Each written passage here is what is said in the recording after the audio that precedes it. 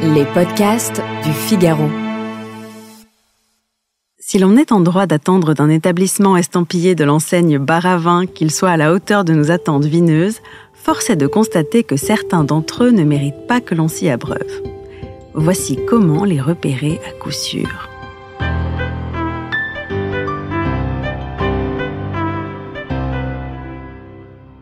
Pour commencer, la qualité des verres.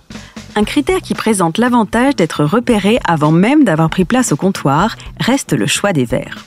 Si la plupart des bars à vin n'aura pas l'outrecuidance d'opter pour des verres ballons, certains restent convaincus que le sempiternel verre Inao remplira son office, ce qui est hautement discutable.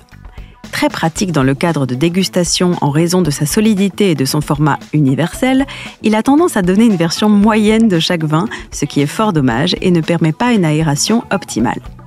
Dans la même veine, des verres au buvant trop épais sont la preuve manifeste d'un gérant privilégiant le pratique à l'aromatique.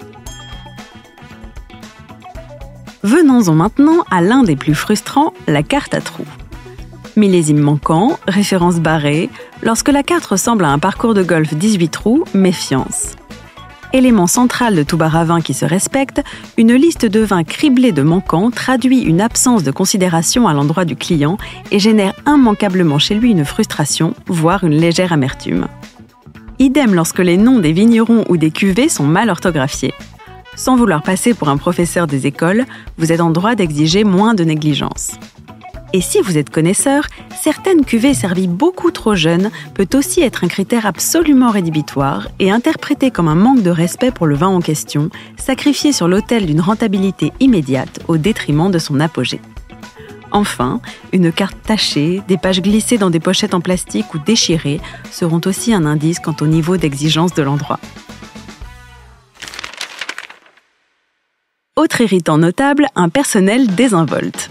Si le préposé au service fait preuve d'un certain mépris face à votre éventuelle ingénuité ou se sent au contraire piqué au vif devant vos connaissances encyclopédiques, sachez que votre mécontentement est légitime. Après tout, vous n'êtes ni là pour être humilié, ni pour que l'interaction se transforme en joute verbale. Parmi les red flags communément revenus à nos oreilles, nous avons le hautain « c'est du vin nature, c'est normal si ça pétille ». Le sibyllin « il est pas trop boisé, juste bien charpenté ». Le solennel, il a obtenu 100 sur 100 au guide par cœur.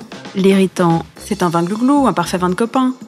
L'érudit, il y a un peu de réduction, mais la vol s'intègre bien à l'ensemble et une finale tout en minéralité, typique des Marnes bleues.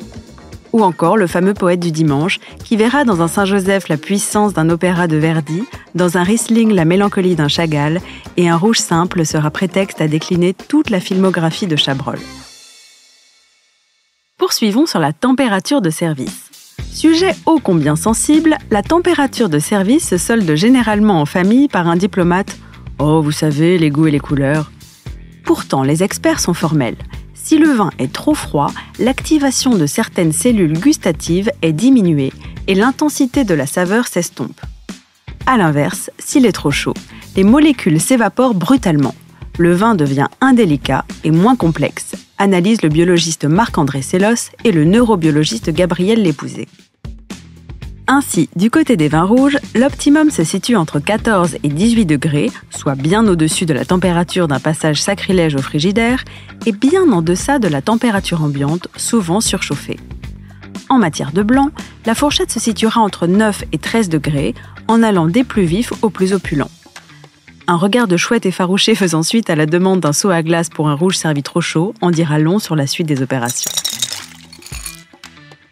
Enfin, une offre solide à l'aspect discutable.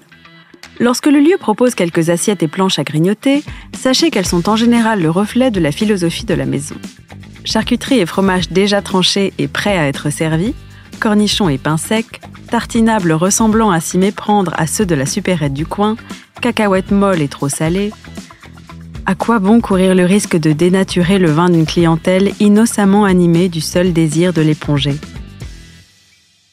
Alors, si plusieurs de ces critères vous semblent réunis, un dernier conseil pour la route, courage, fuyez.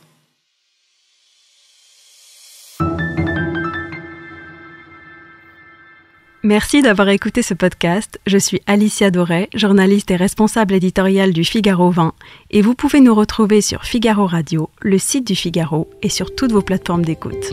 À bientôt.